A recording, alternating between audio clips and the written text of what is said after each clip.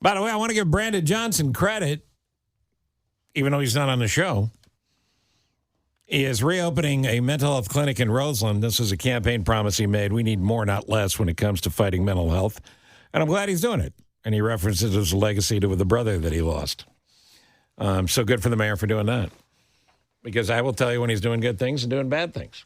And don't forget, Mr. Mayor, you said you'd come on the show. Like Cam Buckner, who's always available, always speaks up, and we appreciate that. How are you? What's going on, guys? Happy Friday. Pat Brady's here as well. What's up, Pat? Cam, how you doing, buddy?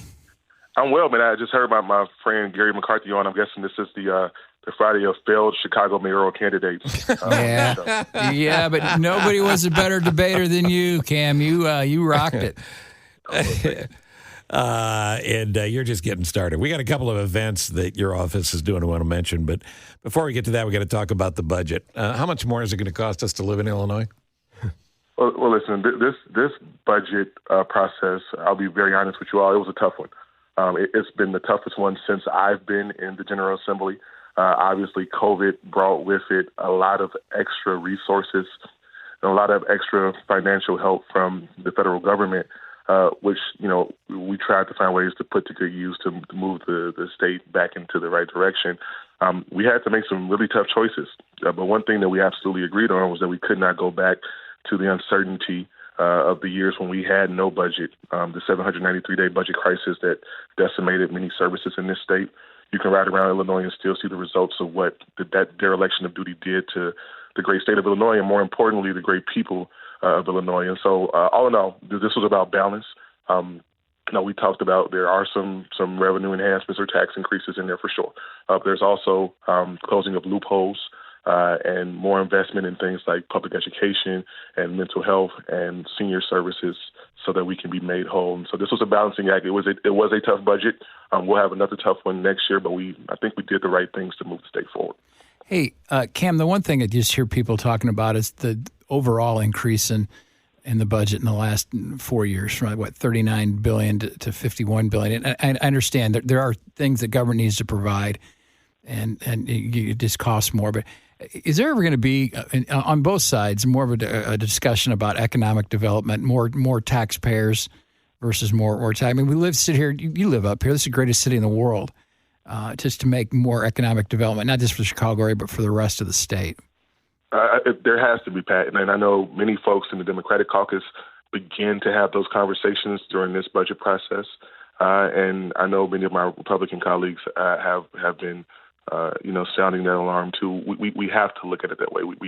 The things that we did in this budget, to me, really were trying to stabilize and create a platform by which we can move forward. But I've said this publicly a million times, both as a candidate and as a rep and as a private citizen, that the right way to prosperity is not finding more ways to tax people. It's having more people to tax.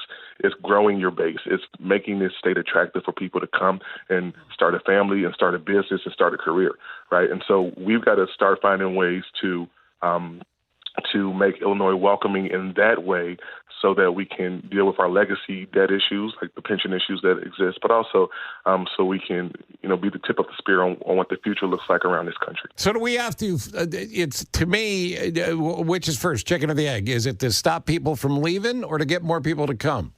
You got to do both. We don't have the luxury of only picking one. We have to. Is one more important? I think they're both important. People always ask what are the most important things or which one comes first. But I really don't believe we have that luxury. I think you've got to do all things at once, and all things have to have that same amount of import in order to get these things done. The stuff that gets in this budget that will cost more, look, you got to pay for government to operate. You just do.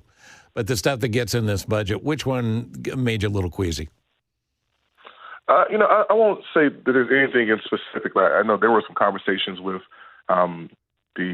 the municipalities around the state about the pulling back or the elimination of the state grocery tax. Obviously, we did that in order to take some strain off people's pockets, but there has to be a give and take there with some of the municipalities. I only represent the city of Chicago, so my positions are a little different, but I understand the angst that folks have. But there were people who were fighting about the $50 million child tax credit.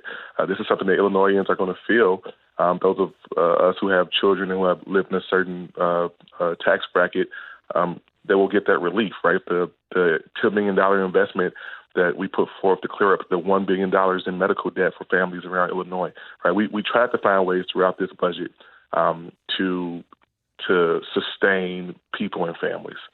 Hey, Cam, the one thing I know you're heavily involved in this, and I think we all agreed we need criminal justice reform, but the bail reform that the world predicted, or some people predicted, was going to be the end of the state, that actually has worked out pretty well, hasn't it? The way the new process for determining who stays in jail and who doesn't. Yeah, it's worked out really well, and we'll continue to watch it and monitor it and fix it where it needs to be fixed. Do more of the good things and less of the bad things. And Pat, as you know, monumental legislation like this is a generational process, and we'll go back. We've gone back to fix certain things, and we'll go back to fix more things. But it really, to me, is a step in the right direction, where the results have shown that it has done what it's supposed to do. I think it can always be better, but it I think tempers down the debate about pro-police versus anti-police, right? I don't really believe in that. I'm a person who has pushed for criminal justice reform to make sure that law enforcement is accountable. I'm the son of a cop, but I'm also someone who understands that we've got to make sure that there's accountability there and that our justice system works the right way.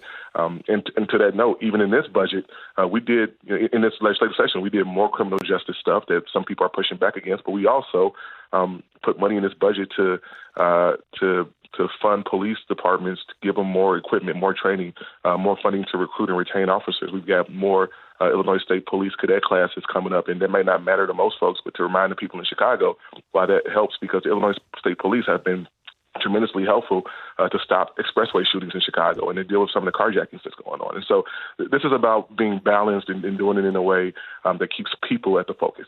Yeah, it appears just that it seems, and I haven't seen all the stats, but it does seem that the crime is not as bad as it was maybe a year or two ago. I hope that's a good sign. At least that's the feel. I'm not sure if that's supported by the facts, but it certainly feels different.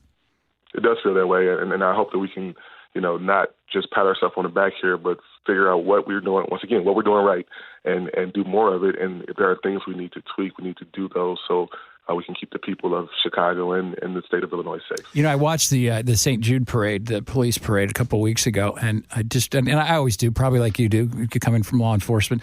I thank the police. Just, it's a tough job. You're out there keeping us safe. But I just noticed, first of all, the youth and the diversity of the Chicago Police Department. Now, a lot different than when I was a prosecutor years ago. I think that's such a great thing for the city to see that, the younger people and the more diverse people. Chicago will be at its best when the Chicago Police Department, the Chicago Fire Department, and our agencies and departments look like the city. And so I know we've got a ways to go. There has been progress. I was just having breakfast this morning with my high school quarterback, who's a CPD detective, and we talked about, just that shift. And I've got a cousin right now who is currently in the academy. And so we've got to, make sure that we are being intentional about the department looking like the city and departments around the state looking like the state. I'm a fan of yours, Cam Buckner, and I think you got an incredibly bright future ahead in politics, and I hope you choose to do that. As the state rep in the 26th and having your jurisdiction be a good chunk of Chicago, it's a big responsibility.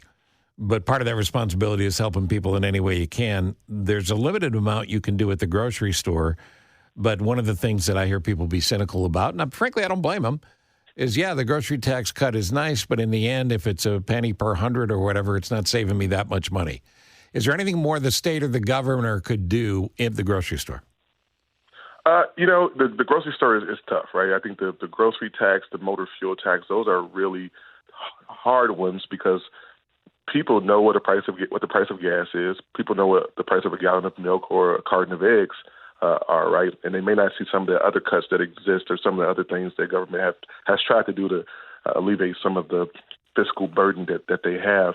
I think we got to start talking about what real agricultural subsidies look like.